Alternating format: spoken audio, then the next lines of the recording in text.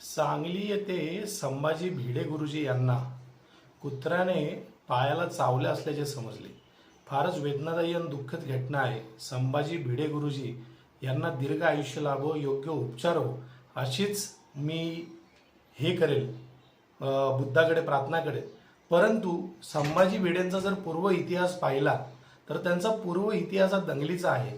त्यामुळे एक श्वानप्रेमी म्हणून मला अशी भीती वाटते की त्या कुत्र्याच्या जीवाला भीती निर्माण झाली आहे. त्या ठिकाणी संभाजी भिडे यांचे जे समर्थक आहे ते त्या कुत्र्याला इजा पोचू शकतात, त्याचा खून करू शकतात.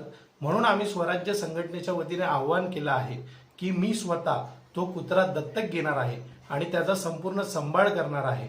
त्यामुळे त्या कुत्र्याचा जीव वाचवण्यासाठी मी सांगलीमधल्या श्वानप्रेमींना आवाहन करतो की आपल्या संपर्कात जर तो कुत्रा असेल, आपल्याला माहीत असेल, तर तो कुत्रा आपण महानगरपालिकेच्या ताब्यात द्या आणि त्यांच्या माध्यमातून माझ्याकडे तो पोस्ट करा.